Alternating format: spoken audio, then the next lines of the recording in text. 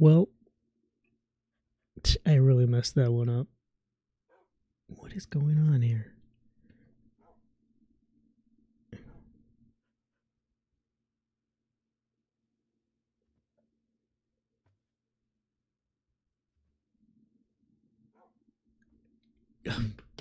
All right. I guess it's working now.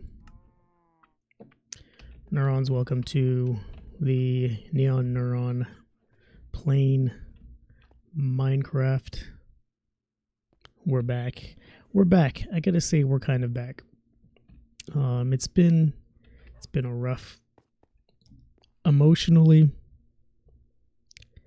mentally, psychologically. It has been a rough couple of days. I'm not gonna lie. I am not gonna lie to you, dear neurons.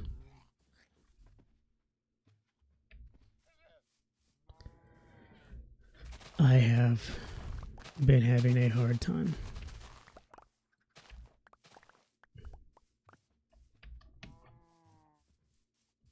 Come here, creeper. Come on, creeper swine. He's gonna let me get him.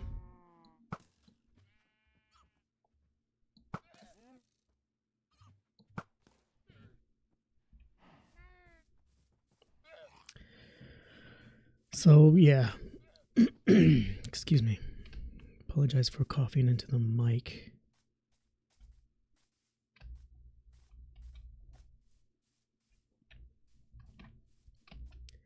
It has been a very, very challenging couple of days. And I haven't been in my right mind. I have been extraordinarily depressed. So haven't really been giving it my all. And I think we need to accept that. We need to accept that some days we're not going to be able to give it our best. And for me, that's almost unacceptable, because I push myself. I'm extremely hard on myself, and I push myself sometimes even more than I should.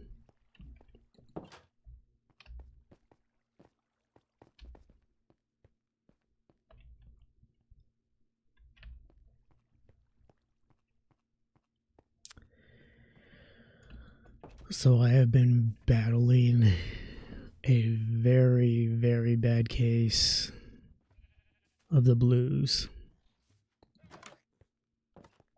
The very deep, very gnarly, very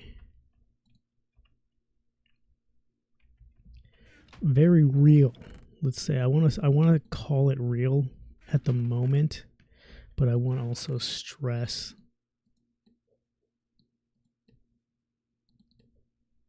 something that becomes apparent after the fog of depression lifts and you can start to kind of think soberly.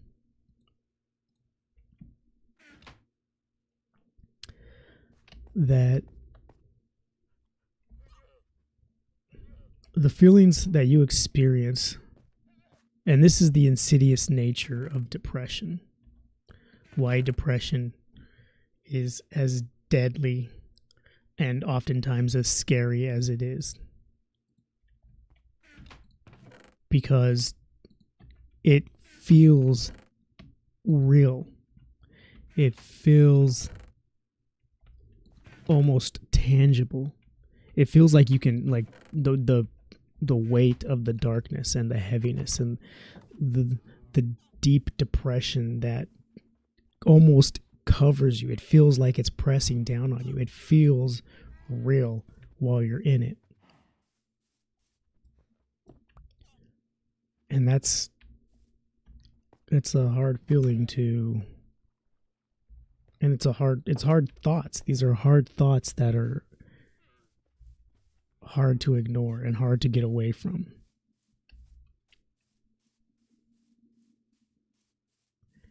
But I guess the good news is they're not real. The things that you feel aren't real. I guess like one example, a lot of the times when depression strikes, it's easy to start to believe that nobody cares. You know, it's easy to believe that you are isolated, that you are alone, that nobody's there to help you. It's easy to believe these things. And it's hard not to believe them.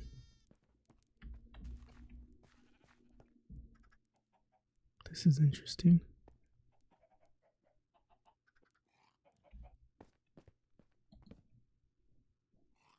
All right, well, that's that.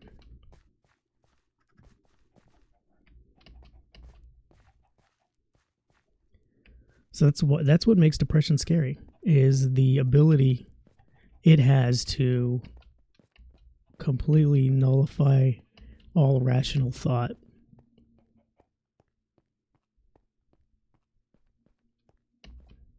And to make you believe things that you wouldn't otherwise choose to believe.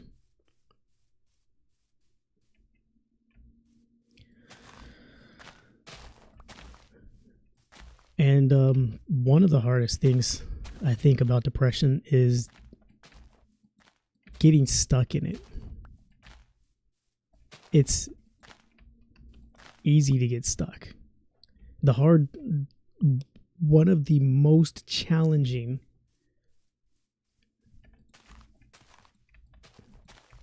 aspects of it is being able to pull yourself out. And most people can't, because it becomes comfortable. You don't want to do anything. You don't want to talk. You don't want to associate with people.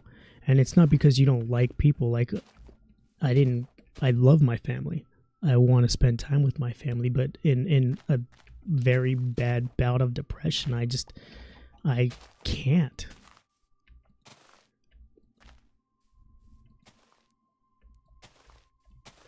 You can't bring myself to put forth the effort. And it's not because I don't want to, because deep down inside I want to. I know that I want to. I just don't feel it.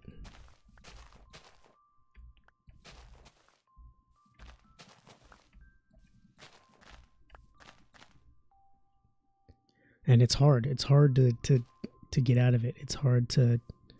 What do? You know, what's the answer? And the thing is, there is no answer. There is no right way or wrong way to pull yourself out of depression. There's just, for me, I'm lucky because I have an established daily routine that I have to run. It's like a program.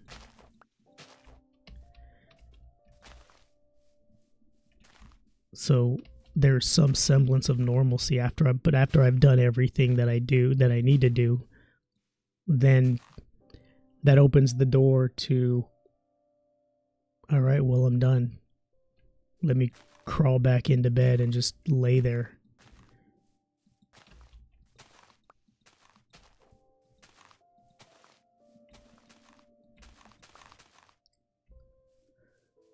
So what do I do now?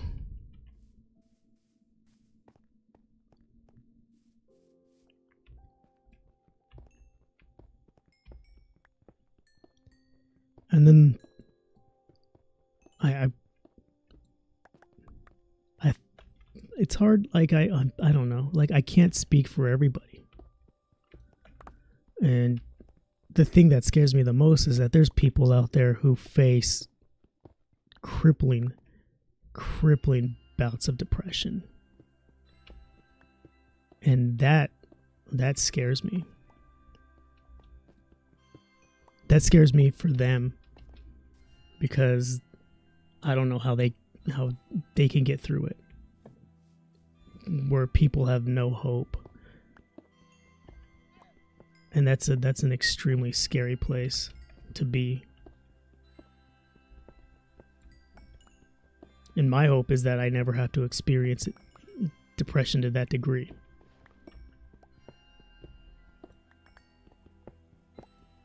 That's probably my greatest fear, is getting to the point where you start to really believe that there is no hope. Because just that thought alone right now terrifies me. Because at my very core, there's always a silver lining of hope. There's always a thread that, as bad as things are, there is a chance things can get better. And so that kind of, for me, that pulls me out. That's what I hold on to, is that this really, really sucks right now. I really hate being alive right now. But I'm not so deep and not so in a dark place where I want it all to end. But I am in a dark place where I just want to get through it. I want the bad experience that I'm having to end, but I don't want life to end. I don't want to not wake up and see my kids, and I don't want to not wake up and have another chance at life. I don't want to not wake up. I want to wake up tomorrow. I want to wake up for the new day, and that's something that helps me get through it, is at least I can close my eyes and I could have a small period of rest. And I think that really helps with not just depression. Sleep really helps with stress, with depression, with anxiety, with periods of nervousness. And maybe that's one of the problems, is that we don't, or at least I know that I don't allow myself periods of rest.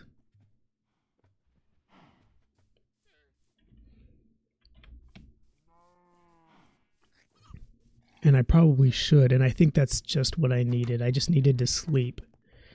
And I've been pushing myself so hard, I've been studying, I've been trading, I've been working, and I haven't been thinking about,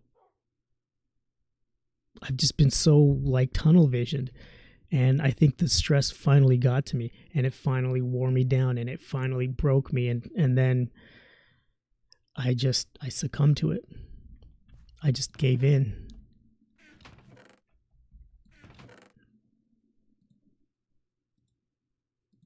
We're going to go level the land right now. But first I want to enchant a couple things. So, let's get rid of most of this stuff. So in the title, we have today's thoughts. Our thoughts are not real. And that's something that my wife had to remind me. I think it was either yesterday or the day before that, because she knew I was in a funk. She knew, nope, there is no possible way to hide it. I as try as I might, I can't hide when I'm feeling different, and people know it. What's going on here? People can see it. People can sense it. Yeah, I wear my heart on my sleeve. I'm honest. I'm honest to a fault. My emotions are like, they're, for me, they're raw and they're real, and I let people know it. That's why, for me, when I don't like somebody, it's a very, very dangerous and tightrope, because you will know it immediately if I don't like you. But the good thing is I kind of like everybody. There isn't one person who I've met who I don't truly like.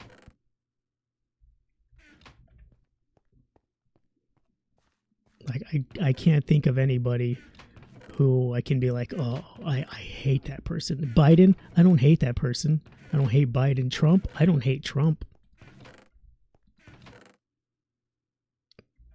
And one of the reasons is I really don't know these people.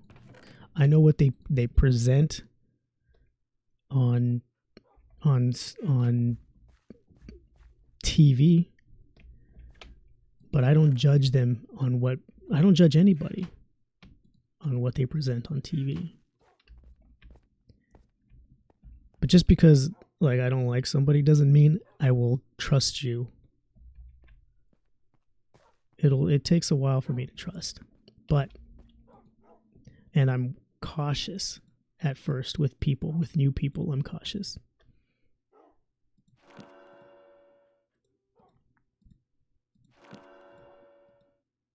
Nice. Let's go dig.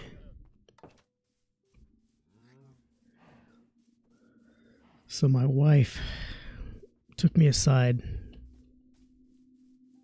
and she's like, I know you're having a hard time, but remember, what you're feeling isn't real. What you're thinking isn't real. Okay, and because this was because I was having a bad day, and I didn't necessarily take it out on my son, but I was kind of shut down. So I wasn't emotionally available, and my son wanted me to take him to the guitar store. So I took him to the guitar store, but I wasn't present there. I was kind of just in my own head. I was in my own mind. So he was looking at guitars and he was asking me questions, and I was just like, yeah, I don't know. Just buy what you want. Choose what you want. Take what you want. It's your money. And the thing was, he was looking at me for advice. He was looking at me for, maybe approval, because I'm his dad, and he wants to know what he's doing is the right thing, or if what he's doing is the best thing. But I wasn't emotionally there for him. And so he told my wife that when we got home, and she took them swimming. And then she came back and she was like, that's when she told me, look, I know you're having a hard time right now, and you have to understand what you're feeling isn't real. What you're feeling it's your mind. You're stuck in your mind again. And this is something that I do every so often. This is like maybe 4 times a quarter. I hit a really bad stride, and I get into a really bad bout of depression. And she's like, what's real is your son. That's real. The love he has for you, that's real. This, hold on, I'm getting a little emotional here. But the negative thoughts you're having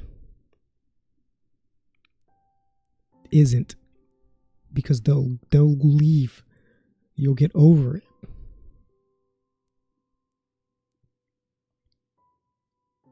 But the love your son has for you, that's real. The love we have for you is real. Oh, man. Hold on. And so I had to remind myself, and for me, it's a process. Like I have a hard time processing negative emotions. I have a hard time processing anger. I have a very hard time processing depression and sadness, and everything, every heavy emotion. It's just hard for me. And some people, I don't know. I guess some people are easier. But I needed a starting point to kind of where to start processing, and that helps. My wife taking me aside and telling me, look, this is what you're going through is temporary. So please just try not to take it out on everyone.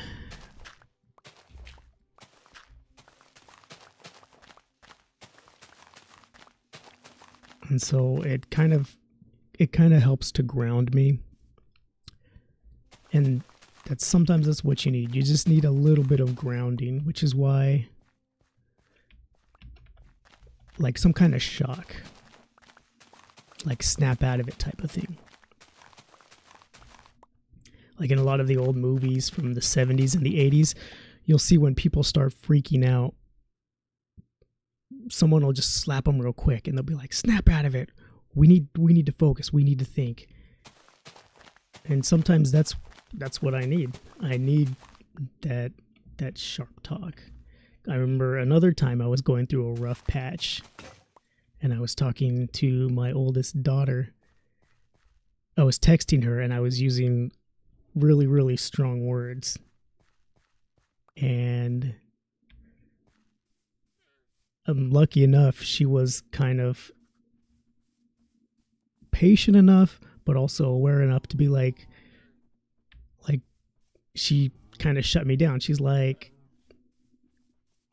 I can't remember what it was, but she said something along the lines of, you don't need to act like that. Okay, stop.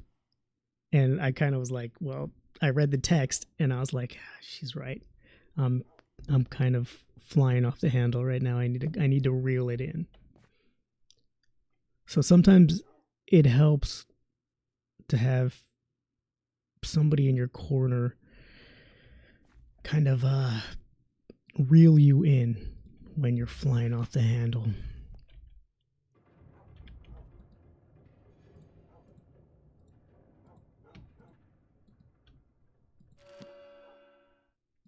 Nice. Oh, let's just enchant another one while we're here. So I feel better. I feel back. I feel like I'm back. I probably should have taken a couple of days off. But like I said, I run a routine, and this is also something that kind of helps me from wallowing in it. Unfortunately, part of that routine is to do the thing that is making me stressed out. And that's probably what I should have stopped doing for a while. But the things that I should have kept doing was when I wake up in the morning, I take a cold shower. That's no question. And sometimes the shower's 10 seconds long. Sometimes it's 2 minutes long. But I just get in. I kind of let the water hit my face. I let it wash over my body. It snaps me out of my sleep. Then I go downstairs and I take care of the dogs. I take the dogs out. And then while I'm taking the dogs out, I got to let the chickens out. I got to feed the chickens. I got to give them water. And I got to check for any new eggs. And then I leave some eggs in there for them to kind of hopefully incubate. And then I take some eggs and we eat them. And then, of course, I stream. Haven't really felt in it the past couple of days, and I think that's been very obvious from the lack of interaction.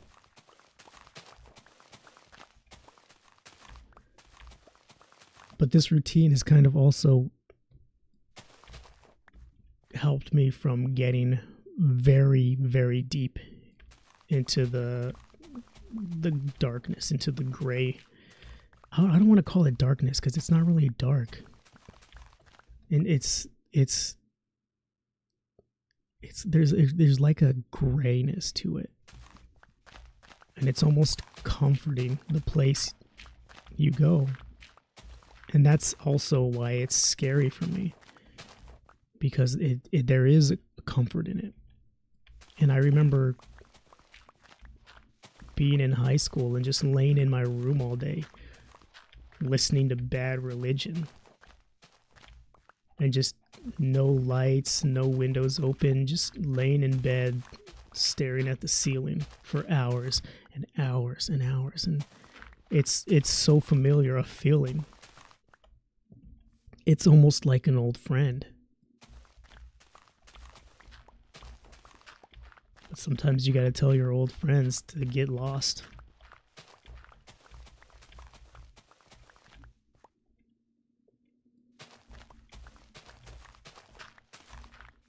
And I've even stopped listening to Bad Religion. I used to love Bad Religion, but I don't like their music anymore. I listen to the lyrics. I listen to the tone of the music. I listen to the sound, and I really, really pay attention to the feeling that it gives me. And I don't like it. It makes me feel hopeless. And not hopeless in a good way, like where you can take on the world and anything is possible, if that makes sense. But it makes me feel hopeless, like nothing really matters in the end because we're all going to die anyway. And that's not where I like to be. That's why I like bands like Boy Sets Fire. I like bands like Ignite. Ignite, probably my favorite band in the whole world, because they speak of hopelessness. But they speak of hopelessness in terms of fighting through it and becoming the mechanism of change, the mechanism of hope.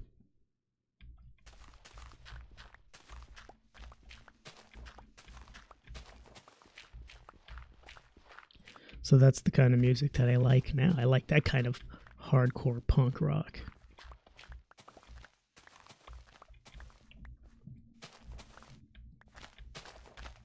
I like Judah and the Lion. Judah and the Lion's really good.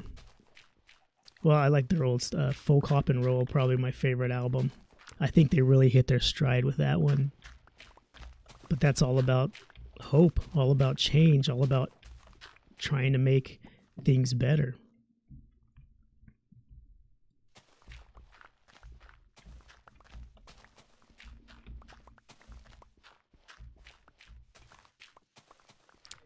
So it's tough. I know it's tough out there. And I know life is very, very hard. Life right now is extremely difficult for me. I'm not going to lie. We are experiencing financial woes. And Alex, I got to apologize. Alex, I had to put my Patreon subscription on hold, because unfortunately $10 goes a long way right now to buy groceries. So I gotta make the decision: groceries or feed the family, or keep supporting you. And I keep supporting. I will support you no matter what. Unfortunately, financially at this time, I just can't afford it. So, but here's the hope. The hope is we'll get back on top. Times are hard now, but they're not always going to be hard. They're not always going to be tough. We will survive, but not only will we survive, we will come out of this much stronger than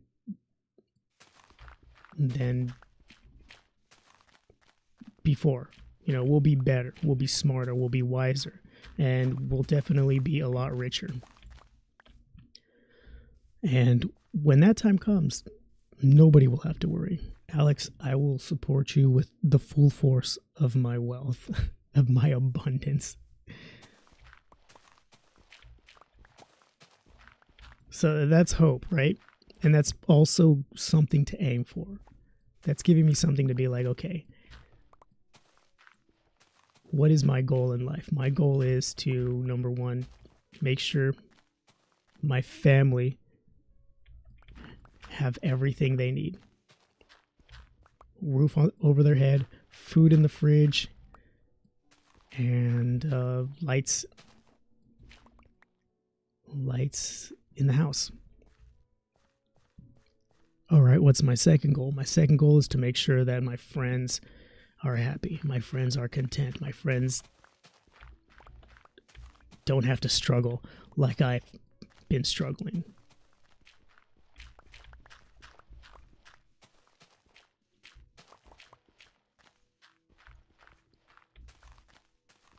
That's really my two main goals. That is my main purpose for living.